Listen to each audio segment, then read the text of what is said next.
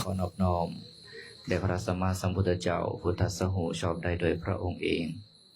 นะโมธรรมัสสะขอนอบน้อมแด่พระธรรมที่พระองค์ได้ตรัสไว้ดีแล้วนะโมสังคัสสะขอนอบน้อมแด่พระอริยสงฆ์ผู้ทรงศีลาสุตตธิคุณกราบถวายความเคารพขอโอกาสจากคณะครูบาอาจารย์พระเทรานุเทราทุกอันทุกองค์ขอความสุขความเจริญในศีลในธรรมจงบังเกิดมีแก่บรรดาสามเณรและแม่ข่าวทั้งหลายขอเจริญพรบรรดาตนญาติโยมสาธุชนทั้งหลายที่มาหอมกันเจริญบุญเจริญกุศลในมื้อนี้โอกาสต่อไปเฮาทั้งหลายจะได้สั่งสมสุตตะเจริญปัญญาก็คือการฟังธรรมะขอให้เฮาทั้งหลายได้ตั้งใจฟังธรรมด้วยความเคารพบนอกกระไดเบื้องต้นก็ขออนุโมทนาบุญกับทาง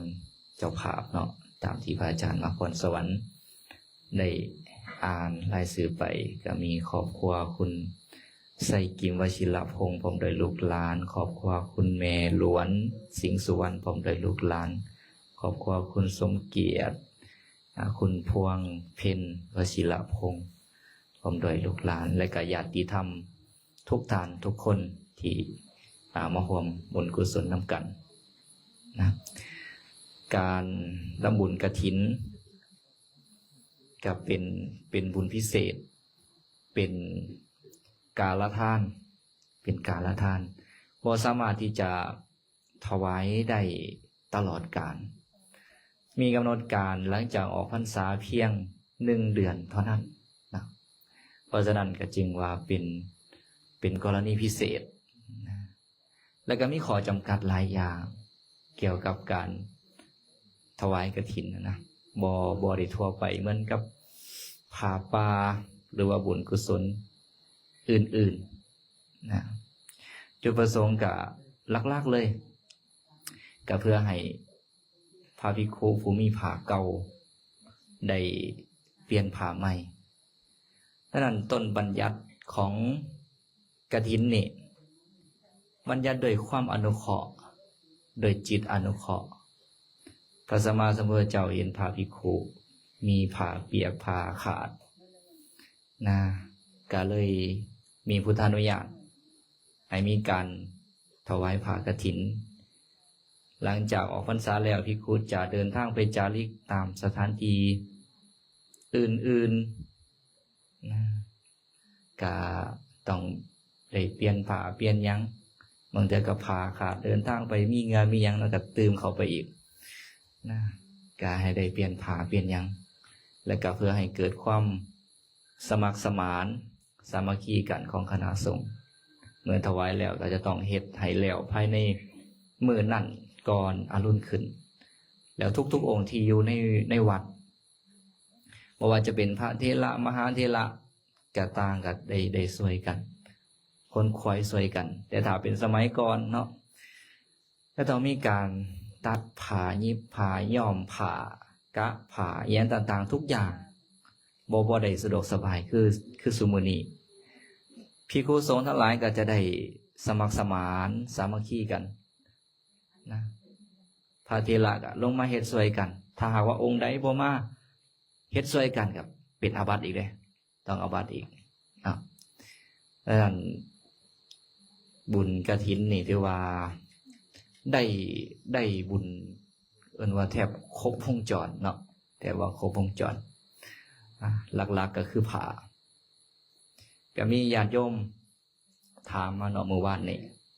ญาติโยมอยู่ทั้งแขวงบริคำไซถามมาข้าหน่อยเคยได้ยินผู้เฒ่าเพิ่นเว้าว่าการที่จะเป็นเจ้าภาพกฐินนี่โอ้ยบ่แม่นธรรมดาเด้ต้องมีเงินหลายๆนะต้องมีเงินหลายๆจึงสามารถเป็นเจ้าภาพกฐินได้เพิ่นว่าแม่นอยู่พ่อข้าหน่อยนะก็เลยว่าจุดกฐินหลักๆนั่นก็คือผ้ามีผ้าเพียงพื้นเดียวก็สามารถที่จะเป็นเจ้าภาพกฐินได้แล้วผู้หนุ่มผู้น้อยอายุบ่หลายก็เป็นเจ้าภาพกฐินได้บ่เป็นได้เนาะบ่ได้เกี่ยวบางคนบอกว่าอายุหน่อยเป็นเจ้าภาพกฐินแล้วตายไว้ว่าซั่นนะบ่เกี่ยวกันเนาะคนที่เขาบ่ได้เป็นเจ้าภาพกฐินเลยเขาก็ยังคือตายไว้ก็มีบ่ได้เกี่ยวธรรมดาแห่งว่า จากที่ว่าจะอายุสั้นเพราะเฮ็ดบุญกฐินไปบุญกุศลตัวนั้นมาซอยจากว่าผลบาปกรรมที่มันจะมาส่งผลก็มีบุญกุศลตัวนี้มาส่งผลเป็นอุปีลกกรรมเป็นกรรมฝ่ายดีมาบีบคั้นกรรมฝ่ายที่บ่ดีบ่สามารถที่จะให้ผลได้เต็มทีแล้วก็ให้ก็สิเพิ่มอายุยืนขึ้นไปอีกเลยเนาะหรือบางเทื่อบ่มีหยังที่จะมาคัดค้องได้แล้วด้วยอำนาจของปาณาติบาตได้สั่งสมมาไว้หลายภพหลายชาติเป็นเหตุให้จะต้องอายุสั้นตายไปแบบคนมีบุญก็สิบ่ดีกว่าบ่แม่นบ่ล่ะ เพราะฉะนั้นบ่ได้เกี่ยวกันกับอายุหน่อยอายุหลายเนาะเกี่ยวกับว่ามีศรัทธาหรือบ่มีศรัทธาคนที่มีศรัทธานี่เฮ็ดบุญกุศลได้ทุกอย่าง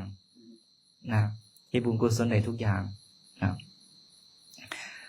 เพราะฉะนั้นก็บ่ได้เกี่ยวกันเนาะบ่ได้มีว่าคำว่าคลัมบ่ได้มีคำว่าผิดการเฮ็ดบุญให้กุศลพระสัมมาสัมพุทธเจ้าบ่ได้เคยว่าผิดขอเพียงแต่ว่าเฮ็ดบ่ให้กระทบตนเองและก็บ่ให้กระทบผู้อื่นเฮ็ดด้วยใจเลื่อมใสศรัทธาจริงๆและก็บ่เดือดร้อนในภายหลังเฮ็ดไปแล้วเกิดความปลื้มปีติใจดีใจในภายหลังก็จะเป็นบุญเป็นกุศลมหาศาลแต่ถ้าว่าเฮ็ดไปแล้วมาเดือดร้อนใจในภายหลังก็จะบ่ค่อยคักปานใดเนาะมาเดือดร้อนใจในภายหลังเพราะว่าการให้บุญให้กุศลเฮ็ดแล้วปลื้มปีติระลึกถึงยามใดก็เป็นบุญเป็นกุศลอยู่ตลอดเวลาอารมณ์บุญกุศลก็ส่งกันอย่างต่อเนื่องแต่เฮ็ดแล้วมาเศร้าหมองในภายหลังก็ถือว่าทรัพย์นั่นก็เสียไปโดยที่บ่เกิดประโยชน์เท่าที่ควรเป็นบุญในขณะถวายแต่ว่าพอถวายแล้วมาขี้เสียดายบุญหายบ่มันบ่ได้หายไปไสแต่ว่าอารมณ์บุญมันบ่ได้ส่งเต็มที่มันบ่ได้เลี้ยงบ่ได้รอเลี้ยงจิตใจเต็มที่เจตนาก็บ่ค่อยเต็มเนาะก็ฉะนั้นก็ต้องมีศรัทธาและก็บ่เดือดร้อนตนเองในภายหลังก็เฮ็ดได้หมดเนาะเฮ็ดได้หมดแล้วว่าที่นี่พอถวายกฐินแล้วก็จะเป็นเหตุเป็นปัจจัยได้อนุเคราะห์แก่พระสงฆ์ผู้ที่เป็นผู้การกฐินและก็ตลอดไปจนถึงภิกขุที่จำพรรษาร่วมกันจำพรรษาร่วมกันแล้ววันที่นี่พอรับแล้วก็จะได้อานิสงส์อยู่5อย่างนะอานิสงส์อยู่5อย่างก็เป็นการผ่อนปลนในด้านวินัยปกติก็จะต้องถือวินัยปฏิบัติอย่างเคร่งครัดแต่พอได้รับกฐินแล้วในการกฐินแล้วก็จะผ่อนปลนในวินัยบางข้ออย่างเช่นว่าพอได้รับกฐินแล้วได้การกฐินแล้วไปโดยที่บ่ต้องถือผ้าไปครบทั้ง3ผืนป้าผ้าสังฆาไว้อยู่วัดแล้วก็นุ่งแต่ผ้าสบงผ้าเบี้ยงผ้าคุ้มไปก็ทำให้การเดินทางสะดวกสบายบ่ยุ่งยากผ้าสังฆานี่มาผาดบานี่หนัก1 กิโลเนี่ยแล้วคิดถึงสภาพสมัยก่อนบรรยากาศในสมัยก่อนนะเดินทางต้องย่างไปผ่านทินธุระกันดารอย่างต่างๆเดินทางมื้อละหลายกิโลเมตรสิก็จะเป็นการลำบากบ่แม่นเพียงเฉพาะผ้าสังฆาจะต้องถือบาตรถือกฐถือบริขารอื่นๆอีกก็เพิ่มน้ำหนักเข้าไปอีกก็จะเป็นการลำบากแต่พอเมื่อบ่ได้ถือผ้าสังฆานี้ไปก็จะเดินทางสะดวกสบายอันนี้ก็เป็นการอนุเคราะห์สำหรับพระที่จะต้องเดินทางสะดวกสบายอีกสินะหรือว่าไปกินนิมนต์ญาติโยมนิมนต์ออกซื้ออาหารบ่สามารถที่จะไปรับน้ำกันพร้อมกันได้ทั้ง4 องค์แต่3 องค์ลงมาบ่เป็นหยังและก็บ่จำเป็นจะต้องบอกภิกขุที่มีอยู่ในวัดว่าเขาให้เขาไปกินนิมนต์อยู่หันอยู่นี่เด้อบ่จำเป็นต้องบอกบางเด้อเหตุการณ์รีบด่วนก็ไปได้บ่จำเป็นต้องบอกแต่ถ้าหากว่าบ่ได้ครับกฐินบริการกฐินก็จำเป็นต้องบอกกันทำให้ซาเข้าไปอีกจังซี่นะก็จะพรผลในด้านเรื่องวินัยนะว่าที่นี่องค์ที่มีสิทธิ์รับกฐินว่านี่เนาะอันนี้จะบ่อธิบายหลายเพราะมันเกี่ยวกับเรื่องพระนะจะมาเอาเวลามาเว้าเรื่องอานิสงส์ของญาติโยมผู้ที่ถวายได้บุญได้กุศลนำแต่ว่าก็จะอธิบายให้พ่อเป็นความรู้จักหน่อยนึงนะจะบ่อธิบายแบบละเอียดเนาะภิกขุผู้ที่จะมีสิทธิ์รับกฐินนี่บ่ได้ว่าเป็นพระมหาเถระเป็นญาทานเป็นเจ้าอาวาสเด้ทุกองค์พระตั้งแต่บวช ได้1 พรรษาก็มีสิทธิ์เท่าเทียมกันทั้งหมดญาติโยมส่วนหลายก็จะอยากยึดติดเนาะเวลาถวายปีนี้ขันยาทานเป็นผู้การกฐินฮับกฐินให้นี่ดีใจขันพระผู้น้อยฮับให้แล้วมานั่งโอ้หูแล้วว่าองค์นี้เป็นผู้ฮับกับความดีใจก็ลดลงสินะบางคนอาจจะยึดติดครูบาอาจารย์ผู้หลักผู้ใหญ่แต่ความจริงแล้วนะพระสัมมาสัมพุทธเจ้าให้ความสำคัญที่ผู้ใดที่ผ่าเก่าก่อนหมู่ในบรรดาพาเป็นห้อยองค์อยู่จำพรรษาน้ำกันนะบริเกี่ยวว่าพรรษาหน่อยพรรษาหลายเวลาเพิ่นจะคัดเลือกอันนี้คัดเลือกตามถ้ำตามวินัยเด้เวลาหลังจากญาติโยมถวายผามาแล้วตามจริงนั้นญาติโยมถวายผามาแล้วมาคัดเลือกกันในบรรดาห้อยองค์นี้ให้ภิกษุทั้งหลายนี่สำรวจกวดกาเบิ่งว่าองค์ใดผาเก่ากว่าหมู่ถ้าองค์ใดผาเก่ากว่าหมู่ก็จะให้องค์นั้นเป็นผู้รับเพราะยังจุดประสงค์ของการถวายกฐินก็เพื่อให้พระนี่ได้เปลี่ยนผาที่มันเก่าเพราะผาสมัยก่อนหายากเนาะมาที่นี่มีผาเก่าน้ำกันอยู่หลายองค์บัดนี้เอาสมมติว่า5 องค์มีผาเก่าซ้ำกันหมด5 องค์นี่ก็จะต้องเลือกเอาองค์ที่พรรษาหลายกว่าหมู่เลือกองค์ที่พรรษาหลายกว่าหมู่อันนี้เป็นธรรมเนียมในการปฏิบัติตามธรรมตามวินัยที่จะมีสิทธิการกฐินนะการคัดเลือกกันตามแบบนี้ในญาติโยมถวายนั่นก็ถวายให้แก่สงฆ์แล้วเราก็ควรจะว่างใจแบบนั้นเด้บ่ควรจะไปว่างใจว่าขอให้องค์นั้นการกฐินให้เขาหน่อยญาติทานการอันเป็นผู้รับกฐินให้ดีใจ องค์น้อยบ่ค่อยดีใจบ่ควรจะไปว่างใจแบบนั้นควรจะว่างใจว่าถวายแก่สงฆ์แบบนี้เนาะมันมีตัวอย่างต่อวิธีการว่างใจมีอุบาสกคนหนึ่งเราเป็นผู้เหลื่อมใสต่อสงฆ์จริงๆเล่าไปนิมนต์พระพุทธเจ้าให้มารับทานเนาะแต่พระพุทธเจ้าก็บ่สามารถที่จะมารับได้ตลอดก็จะแบ่งอาจจะมอบหมายให้เป็นภาระของคณะสงฆ์ของสงฆ์แล้วแต่ละมื้อนะก็จะมีพระองค์หนึ่งเป็นตัวแทนสงฆ์ไปรับทานจากเพื่อนของเราแต่ละองค์ไปเราก็จะต้อนรับล่างเท้าให้เซ็ตเท้าให้นิมนต์เขาไปสู่เฮือนปูราชอาสนะถวายน้ำเข้ารบขาบไหว้โดยใจเข้ารบน้อมเดื่มใส่ศรัทธาเหมือนกับว่ากำลังปฏิบัติพระสัมมาสัมพุทธเจ้าอยู่ระว่างใจแบบนั้นนะแล้วก็ขึ้นใจแล้วก็น้อมถวายสงฆ์นะแต่ว่าถ้าองค์ได้ไปแล้วก็เห็นเหมือนกับว่าคณะสงฆ์มานั่งเต็มอยู่แล้วก็มีพระสัมมาสัมพุทธเจ้าเป็นประธานอยู่ระว่างใจแบบนี้แล้วก็อุปถากดีแต่ว่าต่อมามีองค์หนึ่งอยู่ในวัดน่ะมีความประพฤติที่บ่ดีเป็นผู้ทุศีล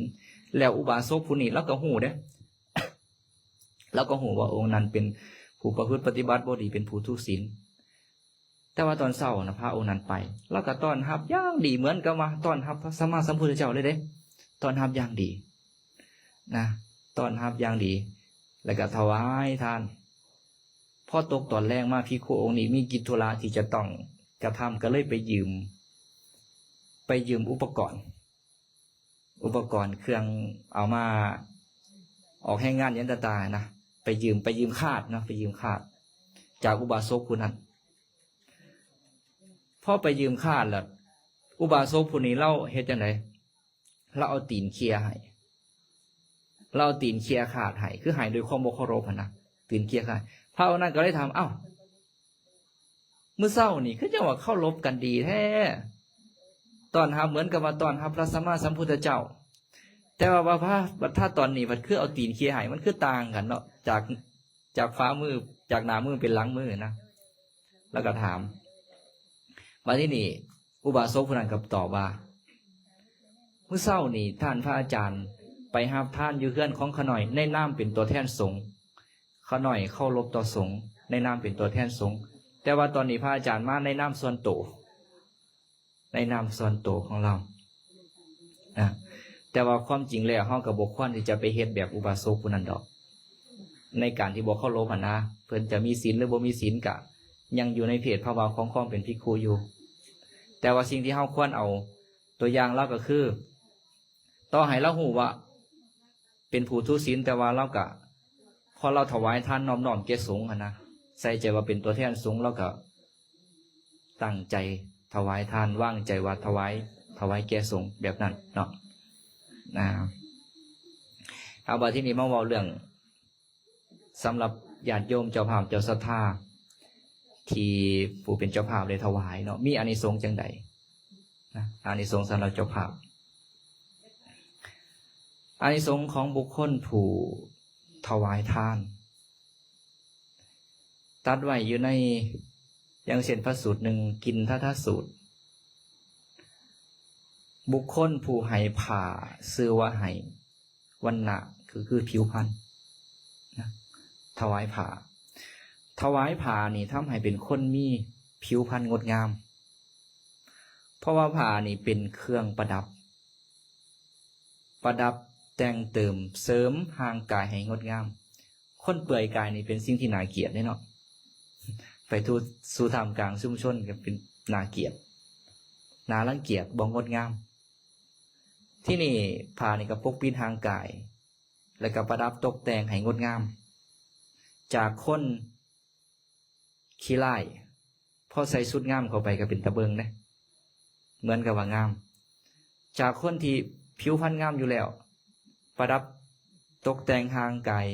ด้วยเสื้อผ้าอาภรณ์สุดงามๆแห้งก็เพิ่มออร่าเข้าไปอีกเพิ่มความงามเข้าไปอีกนะก็ทำให้งดงามเพราะฉะนั้นอานิสงส์ของผู้ถวายผ้าทำให้เป็นคนมีผิวพรรณงดงาม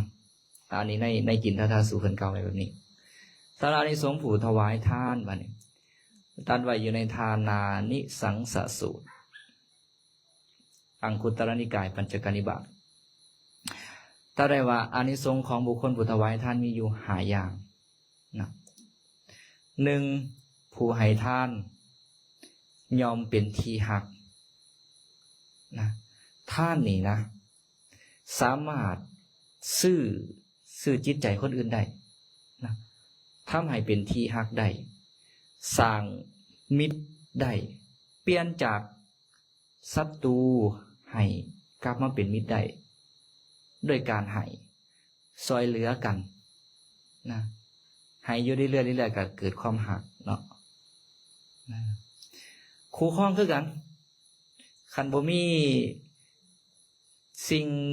ดีๆบ่มีเงินบ่มีคำหรือวัตถุสิ่งของเกื้อกูลกันกับความหักกระจางลงคือกันเด้นะบางคนบอกว่าความหักกินบ่ได้เงินคำสำคัญนะมันกับหลายๆอย่างองค์ประกอบเนาะพอเมื่อมีการให้กันเรื่อยๆก็เริ่มเกิดความหักนะให้เล็กๆน้อยๆคอยให้ซื้อนำใจไปเรื่อยก็เปลี่ยนจิตเปลี่ยนใจได้นะ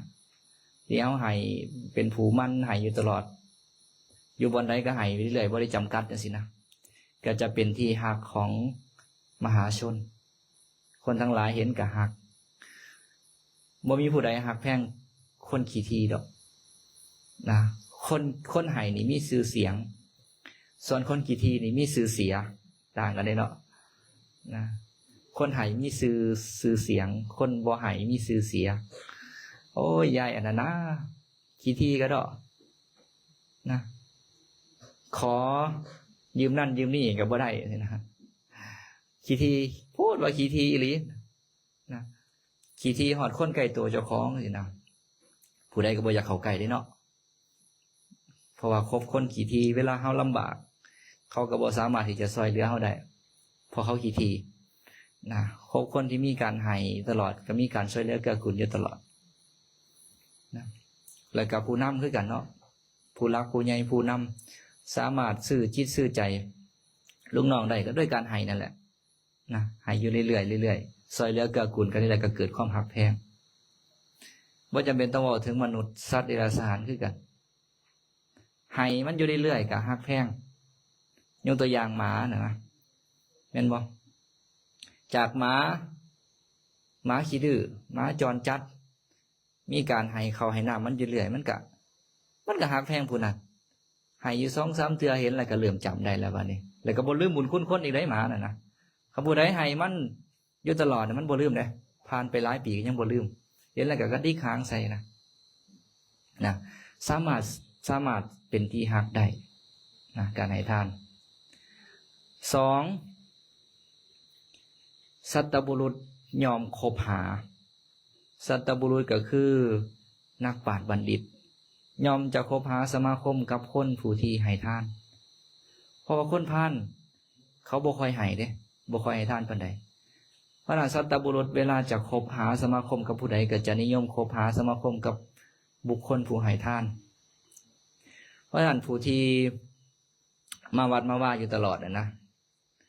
กาล้วนตั้งแต่เป็นสัตบุรุษทั้งนั้นเป็นผู้บ่มีความคิดที่เป็นผู้มักให้ทานญาติโยมทั้งหลายก็จึงได้มาพบหน้าพ่อตากันนี่แหละนะว่าที่นี่คันคนที่เขาบ่มักให้ทานเขาก็บ่ค่อยมาวัดมาว่าได้เนาะเขาไปใส่เขาพับเขาบ่าเขาพับเขาบ่าลงไปถวายเพิ่นอยู่คนครูบาอาจารย์เพิ่นมีกิจธุระช่วงนี้งานหลายเหมือนกับช่วงฤดูกาลงานดอกนั่นแหละช่วงฤดูกาลงานดอกญาติโยมก็เดี๋ยวออกงานนี่ก็ไปงานนี่บางทีก็งานต่ำกันอันนี้ก็ช่วงฤดูกาลเนาะมีเวลาจำกัด1 เดือนครูบาอาจารย์ก็แบ่งไปบ่อนนี่แน่ไปบ่อนหันแน่ไปบ่อนนั่นบ่อนนี่แน่ก็เป็นธรรมดาเนาะแต่ว่าเพิ่นก็เสียสละเวลามาให้นะก็โดยความเมตตาของครูบาอาจารย์เสียสละเวลามาให้เอาเข้าสู่เนื้อหาของเฮาก่อนต่อกันเนาะอย่าพากันเสียสมาธินะนักปราชญ์บัณฑิตคบหาบุคคลผู้ให้ทานญาติโยมมักให้ทานก็จะมาพ้อกันอยู่ในวัดในว่านี่แหละผู้เขาจะบ่มักให้เขาก็บ่มาพ้อเฮาดอกเขาก็เขาพับเขาบาไปลินไปเที่ยวก็จะบ่ค่อยมีโอกาสได้มาพบพ่อกันแล้วญาติโยมผู้ที่มักเข้าวัดก็จะบ่ค่อยมักไปคบหาสมาคมกับพวกที่เขาพับเขาบาก็จะคบกันนี่แหละเขาวัดเขาว่านี่แหละเวลามาพ้อกันก็มาพ้อกันตามวัดตามว่านี่แหละมักให้บุญคือมักอันทำบุญคือกันมักให้ทานคือกันก็จะเดินทางมาพ้อกันก็เลยกับเป็นสายบุญนะเป็นสายบุญต่อมาชื่อเสียงของบุคคลผู้ให้ทานยอมพุ่งขจรไปในทิศต่างๆกลิ่นหอมนี่นะสามารถไปได้เพียงแต่ตามลมท่อนลมก็ไปได้นิดหน่อยนะแต่ไปไกลบ่ได้ส่วนหลายก็จะไปตามลมพัดไปทางไหนกลิ่นหอมก็ไปตามนั้นแต่สำหรับชื่อเสียงของบุคคลผู้ให้ทานผู้เฮ็ดคุณงามความดีสามารถพุ่งขจรไปได้ทั้งทวนลมตามลมทิศเหนือทิศใต้ตะเวนตกตะเวนออกไปได้ทุกทิศทุกทางข้ามบ้านข้ามเมืองข้ามประเทศข้ามทวีปญาติโยมทั้งหลายที่เล่นโซเชียลเนาะก็จะหูดีเวลาคนเฮ็ดคุณงามความดีให้ท่านไปซอยเหลือบอนหันบอนนี่ซอยเหลือคนทุกข์คนยากซอยแล้วองค์กรนั้นนี่ต่างๆหรือว่าให้ท่านทำบุญสร้างวัดสร้างว่านั่นนี่ก็จะเห็นเขาก็แชร์กันอนุโมทนาเขาเห็นแล้วก็ปลื้มจิตปลื้มใจสาธุอนุโมทนาบุญกุศลนำเด้อแล้วก็แชร์กันต่อไป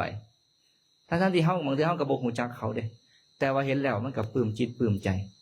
โอ้ผู้ใดเนาะนี่โอ้ยอันผู้นี้ตัวนี้นะเห็นเรา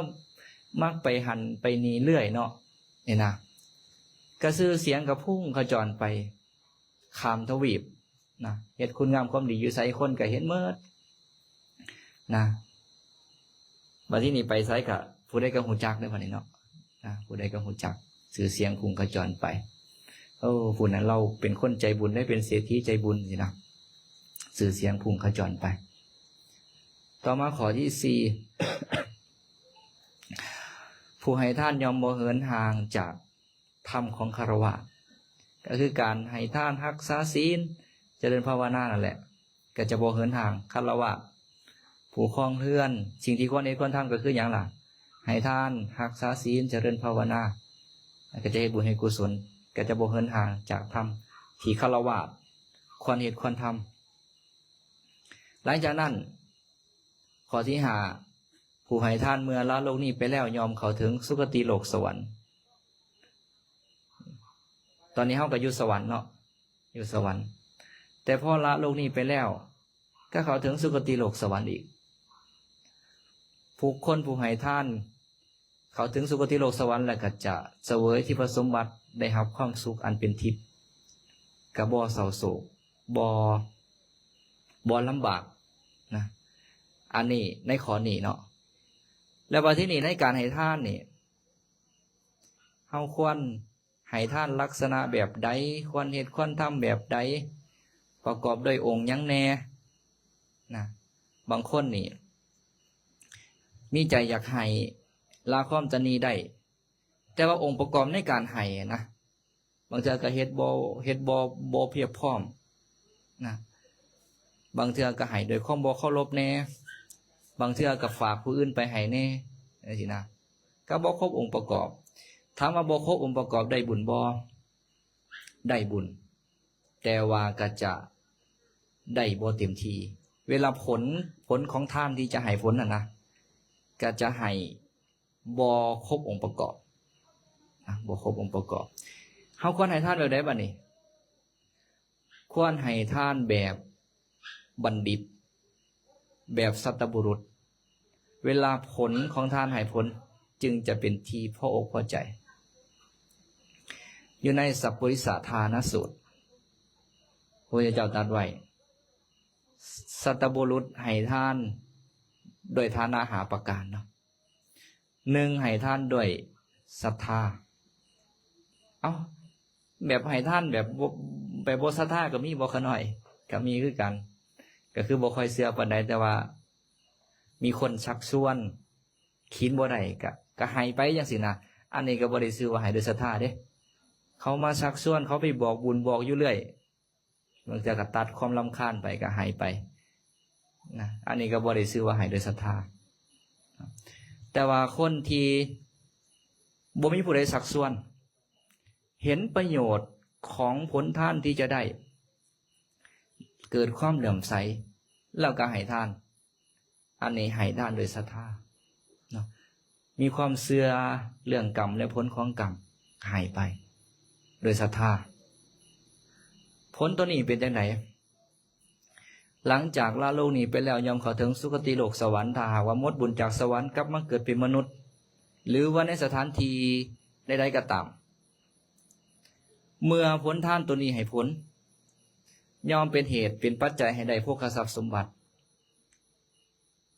แล้วขอต่อไปกับได้โภคทรัพย์สมบัติคือกันเนาะจะบอกอธิบายซ้ำแล้วผลต่อมาอีกบัดนี้ทำให้เป็นผู้มีผิวพรรณวันนางงดงามคือกันอีกสองแล้วเนาะเหตุปัจจัยของการเป็นผู้มีผิวพรรณงดงามหนึ่งคืออย่างที่เว้าไปแล้วนะหนึ่งคืออย่างถวายอย่างถวายผ้าตัวนี้สองให้ทานโดยศรัทธาก็ทำให้เป็นผู้มีผิวพรรณวันนางงดงามคือกัน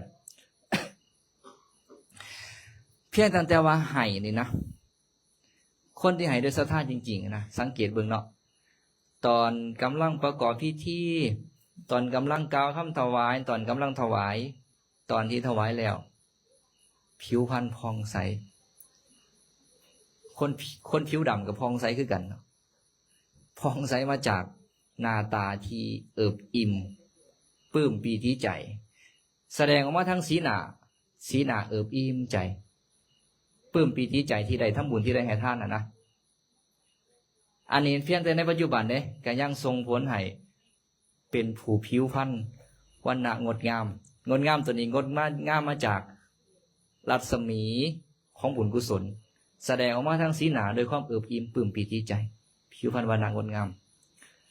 มาที่นี่ตัวให้ผลเลยให้ผลโดยตรงเลยถ้ามาเกิดเป็นมนุษย์มาเนี่ยทำให้เป็นคนมีผิวขาวผิวงดงามผิวละเอียดอันนี้เป็นอานิสงส์ของการให้ทานโดยศรัทธาจริงๆสองมาให้ทานโดยความเคารพให้ทานโดยความเคารพในทานเคารพในผู้รับทานให้กันนอบน้อมให้บ่แม่นว่าให้แบบเจ้านายให้ลูกน้องนะหรือว่าคนเสมอกันให้กันแต่นี่บ่แม่นเนาะญาติโยมให้ทานแก่พระสงฆ์เขาเจ้าให้ด้วยความเคารพนอบน้อมจริงๆนะยกแต่เก่าเท่าสีหัวที่ถวายแต่ละอย่างนะอานิสงส์นี่ทรงผลให้ หลังจากละโลกนี้ไปแล้วเขาถึงสุคติโลกสวรรค์ถ้าหากว่ากลับมาเกิดเป็นมนุษย์ได้โภคทรัพย์สมบัติแล้วหลังจากนั้นกะทำให้เป็นคนที่เป็นที่น่าเคารพมีลูกกับเคารพมีหลานกับเคารพมีภรรยากับเคารพมีขาทาสบริวารกับเคารพเวลาบอกหยังกล่าวหยังกะตั้งใจฟังนะตั้งใจฟังกับบ่ดื้อด้านบอกคำเดียวก็จำไปตลอดนะบ่เว้าอยากปากเปียกอันนี้เป็นอานิสงส์ของการให้ท่านด้วยความเคารพบางคนได้บัดนี้เนาะให้ท่านด้วยความบ่เคารพเป็นจังได๋ผลก็ได้เนาะทำให้เป็นผู้เพียบพร้อมไปด้วยโภคทรัพย์สมบัติแต่มีภรรยากับบ่เคารพเฮาแถมด่าเฮาคือตื่มเขาอีก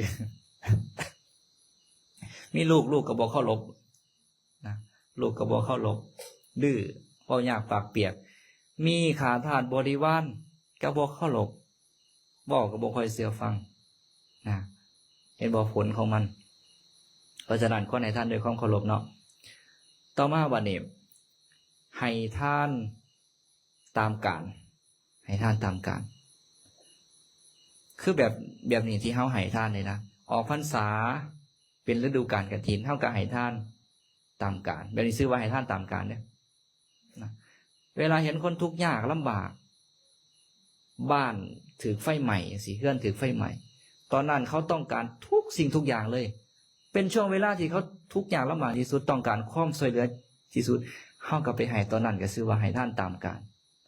ช่วงคนหิววันนี้เดินทางมาหิวบ่มีอาหารบ่มีเสบียงเฮาก็ให้เขาให้น้ำไปแล้วนั่นก็ชื่อว่าให้ท่านตามการหรือว่าช่วงใดคนเขาต้องการสิ่งใดเป็นสิ่งที่จำเป็นที่สุดน่ะแล้วเฮาอนุเคราะห์เกื้อกูลเขาแบบนั้นก็ชื่อว่าให้ท่านตามการนะ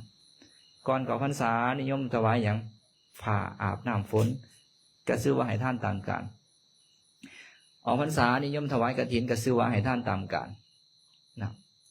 อานิสงส์ส่งผลให้เขาถึงสุคติโลกสวรรค์ถ้ากลับมาเกิดเป็นมนุษย์ทำให้เป็นผู้เพียบพร้อมไปด้วยโภคทรัพย์สมบัติแล้วหลังจากนั้นก็ทำให้เป็นผู้ที่ประสบผลสำเร็จตามความปรารถนาสิ่งใดได้สิ่งนั้นนะเพราะว่าอย่างในการเวลาที่จำเป็นเนี่ยเขาต้องการสิ่งนี้แล้วเขาไปอนุเคราะห์เขาให้เขาได้สำเร็จสมความปรารถนาเหมือนว่าคนถึกบ้านถึกไฟใหม่หรือว่าย่ำหนาวคนทุกคนอยากบุมีผ้าห่มตุ่มต้องการผ้าห่มตอนนั้นผ้าห่มหรือว่าเสื้อผ้าเนี่ยเป็นสิ่งที่จำเป็นสำหรับเขาจริงๆแล้วเขาก็ไปเติมเต็มความปรารถนาของเขาในตอนนั้นที่เขาต้องการกระส่งผลให้เฮาเวลาเฮาต้องการสิ่งใดปรารถนาสิ่งใดก็ได้ผลสำเร็จตามความปรารถนาตอนยังน้อยอยากได้เครื่องเล่นอยากได้อย่างต่างๆก็ได้สมความปรารถนาใหญ่มากอยากได้รถอยากได้โทรศัพท์ก็ได้สมความปรารถนาอยากได้บ้านได้เฮือนก็ได้สมความปรารถนาหรือว่าอยากได้สิ่งของที่หายากเป็นของที่หายากก็ได้สำเร็จตามความปรารถนาแต่บางคนบัดนี้นะบ่ได้ให้ท่านตามการเนาะ บอกว่าให้ท่านตามการมีทรัพย์สมบัติหลายก็จริงแต่บางอย่างก็บ่ได้สมความปรารถนาเด้ของหายากนะไปถามซื้อจังได๋ก็เขาก็บ่ขายให้จังได๋น่ะก็บ่ได้สมความปรารถนาเนาะเพราะฉะนั้นผู้ใดอยากได้สมความปรารถนาบ่อยากผิดหวังนะปรารถนาอันใดก็ได้หมดก็พยายามให้ท่านตามการนะต่อมาบัดนี้ให้ท่านด้วยจิตอนุเคราะห์ให้ท่านด้วยจิตอนุเคราะห์อยากจะช่วยเหลือเกื้อกูลอยากจะอนุเคราะห์เพิ่นอยากจะอนุเคราะห์พระภิกขุผู้ที่มีผ้าเก่าให้ได้เปลี่ยนผ้าใหม่แบบนี้ก็ชื่อว่าอนุเคราะห์อันถวายกฐินนี่นะเป็นจังได๋บัดนี้ส่งผลให้เขาถึงสุคติโลกสวรรค์ถ้ากลับมาเกิดเป็นมนุษย์ทำให้เป็นผู้เพียบพร้อมไปด้วยโภคทรัพย์สมบัติหลังจากนั้นอานิสงส์ได้ตามมาอีก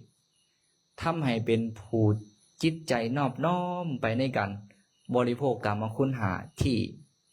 ละเอียดปราณีตดียิ่งขึ้นไปจะได้เห็นรูปงามๆได้ยินเสียงมวลๆได้กินหอมๆได้รสแซ่บได้สัมผัสอ่อนนุ่มแล้วใจก็ยินดีเลยครับยิ่งขึ้นไปความสุขของคฤหัสถ์ก็คือการบริโภคกามคุณหา กระใจก็ยินดีนอบน้อมไปแต่บางคนบัดนี้ ให้ท่านโดยจิตบ่อนุเคราะห์แต่ว่าก็ซื้อว่าให้ท่านอยู่แต่ว่าบ่ได้ให้โดยอนุเคราะห์อาจจะบ่ได้วางใจลักษณะแบบนั้นจังซี่นะหรือว่าเห็นคนทุกข์ยากลำบากหรือว่าเขาอันใดกับบ่ได้อนุเคราะห์เขาเลยสินะเป็นจังไดบัดนี้ใจก็บ่นอบน้อมไปในการบริโภคกามคุณหาเหมือนว่าเป็นเศรษฐีขี้ทีเนาะมีตัวอย่างในครั้งพุทธกาลก็หลายได้เห็นแต่หูขี้ได้ลายได้ยินแต่เสียงที่บ่ม่วนได้แต่กินบ่หอมบ่ได้กินหอมได้รสบ่ค่อยแซ่บได้สัมผัสหยาบกระด้างเหมือนเศรษฐีขี้ทีรสบ่ค่อยแซ่บกินเขาก็เข้าไปเกียนกินน้ำพักดองบ่ค่อยได้กินอาหารที่แซ่บเหมือนเศรษฐีคนอื่นเลยเพราะว่าหยังใจมันบ่นอบน้อมไปใส่ซอยสิ่งของดีๆนะใส่เสื้อผ้าก็ใส่เสื้อผ้าขาดบ่สมฐานะเพราะว่าหยังใจมันบ่นอบน้อมไปในการที่จะสัมผัสสิ่งของที่อ่อนนุ่มนะย้อนหยังย้อนเขาให้ทานด้วยจิตบ่อนุเคราะห์เป็นเศรษฐีแต่ว่าก็บ่สมฐานะเศรษฐีนะแต่ว่าที่นี่เนาะการให้ท่านด้วยจิตอนุเคราะห์นี่ก็ควรที่จะเอาตัวอย่างจากนางวิสาขาอันนี้เฮาฟังไหวเนาะเป็นสิ่งที่ควรเอาตัวอย่างเลยนางวิสาขานี่นะการถวายกฐินนี่ก็นางวิสาขาเป็นผู้ถวายทั้งบิดเลยเด้นี่นางวิสาขาเป็นผู้ถวายจะมีเฮาก็ถือว่าดำเนินห้อยตามนางวิสาขามีอยู่สมัยหนึ่งเนาะตอนนั้นหลังจากฟังธรรมแล้วยามแลงเนาะอันนี้ก็มีปรากฏอยู่ในพระวินัยปิฎกมันกล่าวไว้พระสัมมาสัมพุทธเจ้าก็ตรัสว่าภิกขุทั้งหลายฝนที่จะตกนี่นะเป็นฝนหาใหญ่แล้วก็เป็นจะตกเป็นครั้งสุดท้ายเหมือนว่าฝนมันจะล่าไปแล้วนะมันใกล้สิฮอดฤดูหนาวมันจะหมดฤดูฝนแล้วท่านทั้งหลายก็จงพากันอาบน้ำฝนเถิดจังซี่นะแต่ว่าตอนนั้นภิกขุทั้งหลายนี่บ่มีผ้าสำหรับนุ่งอาบน้ำฝนมีแต่ผ้าสบงพื้นหนึ่งผ้าคลุมพื้นหนึ่งผ้าสังฆาพื้นหนึ่งขันสินุ่งผ้าสบงอาบน้ำมันก็สิบ่แห้งท่านเพราะว่าจะไปชั้นภัตตาหารอยู่เฮือนของนางวิสาขาหลังจากเราฟังธรรมแล้วเราก็นิมนต์เนาะว่ามื้ออื่นเช้าไปชั้นภัตตาหารอยู่เฮือนของขาน้อยตอนเช้ามาฝนตกเนี่ยนะภิกขุทั้งหลายก็อาบน้ำฝนเฮ็ดจังได๋บัดนี้มันบ่มีผ้าเปลี่ยนกับเปื่อยกายอาบน้ำภิกขุทั้งหลายน่ะหลายห้อยองค์น่ะอยู่วัดพระเชตวันน่ะเปื่อยกายอาบน้ำฝนว่าที่นี่นางวิสาขานี่ก็กาเกียบอาหารแล้วก็สั่งให้คนใส่ไปบอกว่าไปนิมนต์ครูบาอาจารย์มาไปบอกว่าภัตตาหารแล้วสมควรแก่เวลาแล้วนางคนใส่นี่ก็เข้าไปก็เห็นภิกขุทั้งหลายอาบน้ำเปื่อยกายเต็มวัดอยู่เนาะเต็มวัดอยู่แล้วก็กลับมาเราเข้าใจว่าบ่มีภิกขุทั้งหลายมีแต่พวกนักบวชเดรัจฉีพวกเปื่อยกายพวกขี้เปื่อยนะแล้วก็มาบอกว่าบ่เห็นพระได้ขน่อยเห็นตั้งแต่พวกขี้เปื่อยนักบวชเดรัจฉีว่าซั่นนางวิสาขาเราเป็นคนมีปัญญาเนาะเราเข้าใจว่าโอ้ภิกขุทั้งหลายนี่บ่มีผ้าสำหรับนุ่งอาบน้ำก็เลยต้องเปื่อยกายอาบน้ำเราคิดอะไรทันทีเลยบอกว่าที่นี่เราก็หลังจากนั้นช่วงระยะเวลานั่งนี่ไปกลับมานี่ฝนน่าจะเศร้าตัวภิกขุทั้งหลายก็น่าจะพากันอาบน้ำแล้วเพราะว่าไปอีกนี่หลังจากนั้นเนาะไปภิกขุทั้งหลายก็พากันเข้าสู่สถานที่ไปก็บ่เห็นบาดนี่แล้วก็กลับบ่เห็นภิกขุได้ขน้อยว่าซั่นกลับมาบอกนางวิสาขาอีกนางวิสาขาก็โอ้เพิ่นอาบน้ำแล้วเพิ่นคงจะเข้าสู่ที่พักของเพิ่นไปอีกไปบาดนี้ว่าซั่นตอนนั้นหลังจากเข้าสู่สถานที่แล้วเพิ่นก็นุ่งห่มผ้าหี่ห้อยแล้วพระสัมมาสัมพุทธเจ้าก็เสด็จมาปรากฏอยู่ที่ประตูทางเขาคือนางวิสาขาทั้งที่ตอนนั้นน้ำนองเต็มถีบอยู่นางวิสาขาก็ชื่นชมพระสัมมาสัมพุทธเจ้าว่าเป็นผู้มีฤทธานุภาพหลายน้ำเต็มถีบอยู่กับบ่ทำให้เปียกนี่นะก็คือเพิ่นไปโดยฤทธิ์เนาะหลังจากนั้นพระสัมมาสัมพุทธเจ้าก็หาภัตตาหารของนางวิสาขาและก็ได้กล่าวสมโภชนียกถาพอเป็นทีลื่นเรื่องบันเทิงใจสลองศรัทธาของนางวิสาขาโดยถ้อยคำอันไพเราะ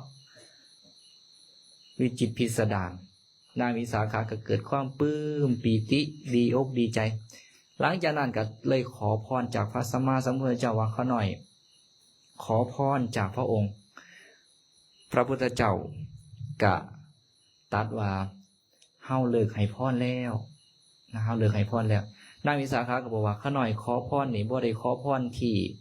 มีโทษแต่เป็นการขอพรที่มีประโยชน์แล้วก็คันสันกะให้พรขอพรเดี๋ยวใดบ่ได้ขอว่าให้มีโชคลาภร่ำรวยนั่นนี่ใดเราขอพรจากพระสัมมาสัมพุทธเจ้าที่จะอยากจะให้บุญให้กุศลข้าน้อยอยากจะถวายผ้าอาบน้ำฝนประการที่หนึ่งเนาะข้าน้อยอยากจะถวายอาคันตุกภัตภัตตาหารสำหรับภิกขุที่เป็นแขกที่มาสู่สถานที่ข้าน้อยอยากจะถวายขมิกภัตภัตตาหารสำหรับภิกขุผู้ที่เตรียมจะเดินทางข้าน้อยอยากจะถวายคิลานาภัตพัดสำหรับภิกขุผู้ไข่ผู้ป่วยข้าน้อยอยากจะถวายคิลานุปัฏฐากภัตภัตตาหารสำหรับภิกขุผู้ดูแลภิกขุไข่ข้าน้อยอยากจะถวายเภสัชยารักษาโรคสำหรับให้ภิกขุผู้ไข้นี้ได้ฉันเพื่อที่จะหายโรคข้าน้อยอยากจะถวายทุวพัดเขาต้มเป็นประจำข้าน้อยอยากจะถวายผ้าสำหรับอาบน้ำฝนแก่ภิกขุณีทั้งหลายพระสัมมาสัมพุทธเจ้าว่าวิสาขาท่านเห็นประโยชน์อันใดอำนาจของประโยชน์อันใดท่านถึงต้องการอยากจะถวายอยากจะขอพรเป็นประการนี้นางวิสาขาก็เลยเว้าความรู้สึกในใจของเราน่ะสู่ฟังว่าข้าน้อยมื้อนี้เราก็เล่าเหตุการณ์มื้อนั้นล่ะว่าเห็นภิกขุเปลือยกายข้าแต่พระองค์ผู้เจริญการเปลือยกายเป็นสิ่งที่บ่จบบ่งามเป็นสิ่งที่น่ารังเกียจโดยเฉพาะภิกขุทั้งหลายแล้วเป็นสิ่งที่น่ารังเกียจเพราะฉะนั้นข้าน้อยอยากจะอนุเคราะห์ภิกขุทั้งหลายนี่ถวายผ้าอาบน้ำฝนเพื่อให้ภิกขุทั้งหลายนี่ได้นุ่งอาบน้ำฝนก็จะบ่ได้เปลือยกายอาบน้ำก็จะบ่เป็นที่น่ารังเกียจคนที่เขาเห็นเขาก็จะบ่เสื่อมศรัทธาเนาะคันเห็นเราไปเห็นลักษณะนั้นก็จะเสื่อมศรัทธาอันนี้ประการที่หนึ่งประการที่สองอาคันตุกภัตพัดภิกขุที่จรมายังบ่ทันหูสถานที่ที่จะไปบิณฑบาตว่าจะไปบินบ่อนได้อาหารบ่ได้อาหารก็จะบ่มีที่ไปก็จะบ่ได้มีภัตตาหารฉันขน้อยอยากจะอนุเคราะห์เพิ่นเพราะให้เพิ่นได้มีภัตตาหารได้ฉันขน้อยอยากจะถวายขมิกภัตพัดสำหรับภิกขุผู้ต้องการจะเดินทางถ้าหากว่าม่วนจังแต่เที่ยว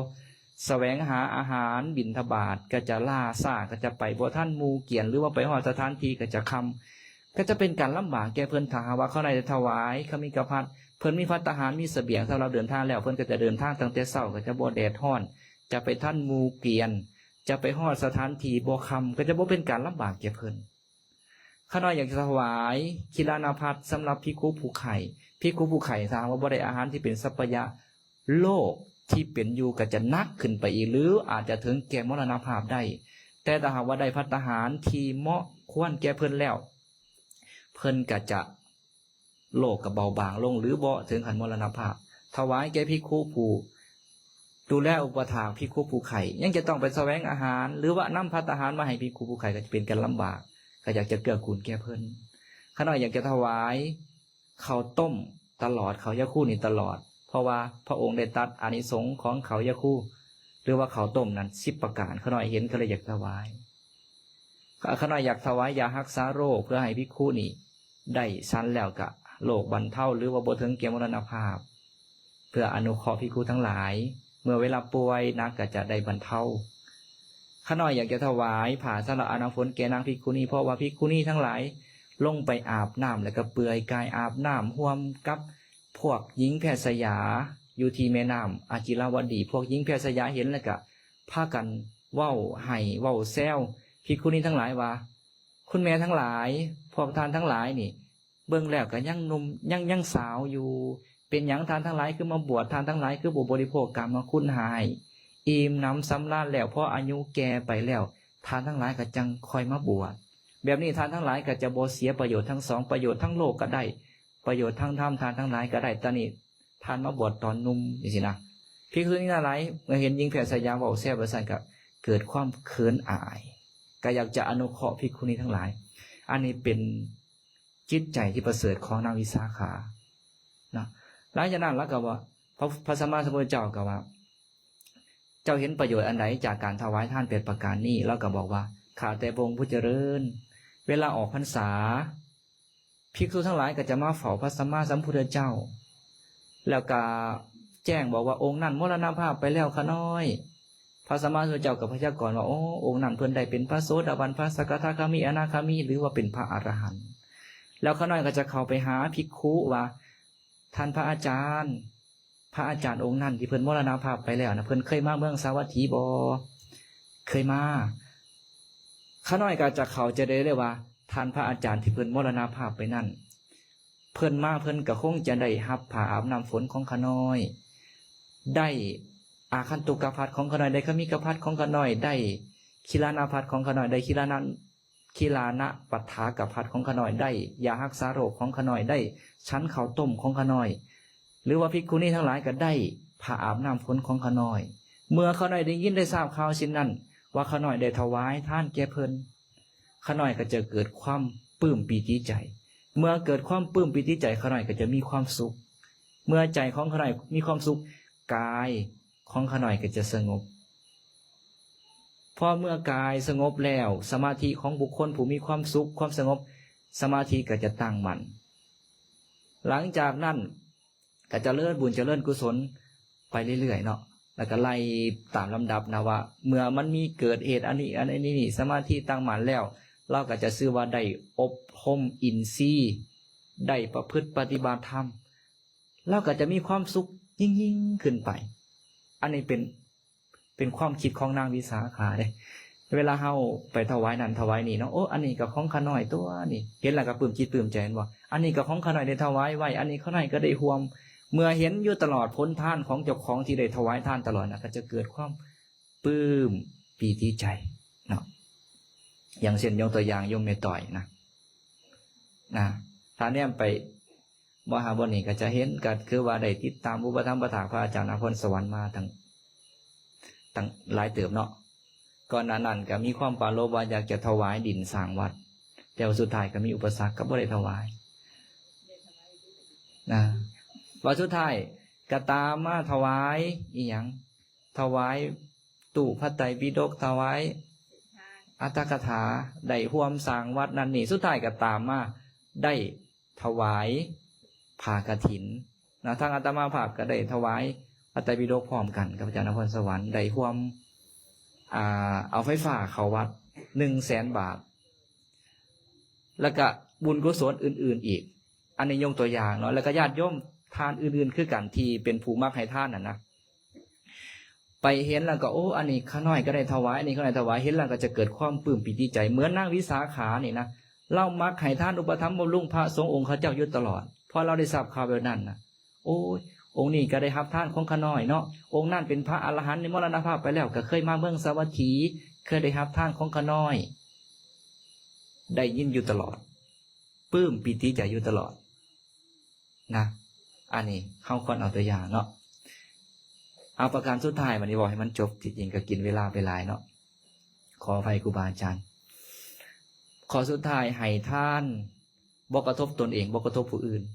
ก็คือบ่ให้ตนเองเดือดร้อนบ่ให้ผู้อื่นเดือดร้อนบ่ดูหมิ่นท่านของตัวเองบ่ดูหมิ่นท่านของคนอื่นว่าคือให้หน่อยแท้สินะคือถวายหน่อยแท้ฐานะก็คือจังว่าร่ำรวยเขามีศรัทธาสำนันก็ดีกว่าเขาบ่ให้ตัวสินะก็บ่ไปให้มันกระทบตัวเองมันกระทบผู้อื่นอานิสงส์ส่งผลให้เขาถึงสุคติโลกสวรรค์ถ้ากรรมเกิดเป็นมนุษย์ทำให้เป็นผู้เพียบพร้อมประเดี๋ยวโภคทรัพย์สมบัติหลังจากนั้นก็จะบ่มีอันตรายแก่โภคทรัพย์สมบัติเจ้าของบ่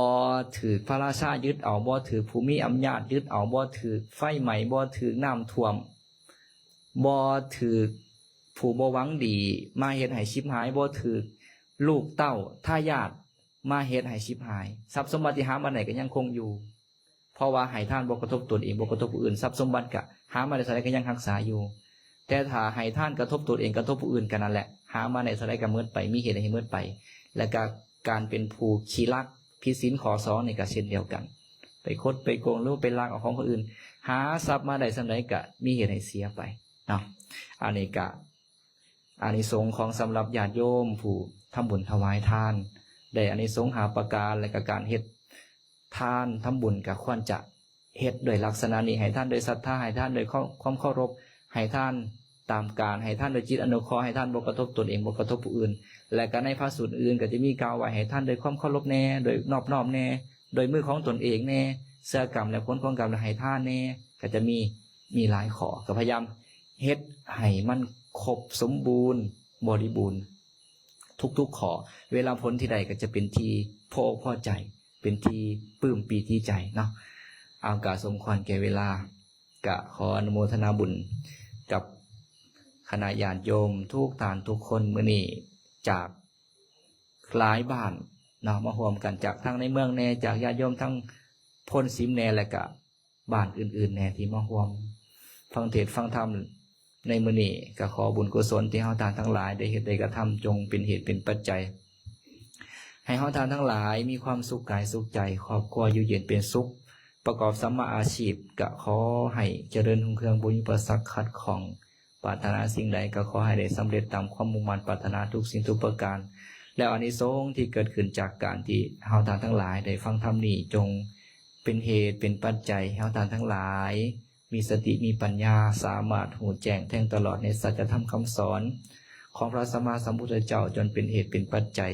ให้ได้บรรลุมรรคผลพระนิพพานในอนาคตการอันไกลๆนี้ด้วยกันจงทุกทานทุกคนเถิด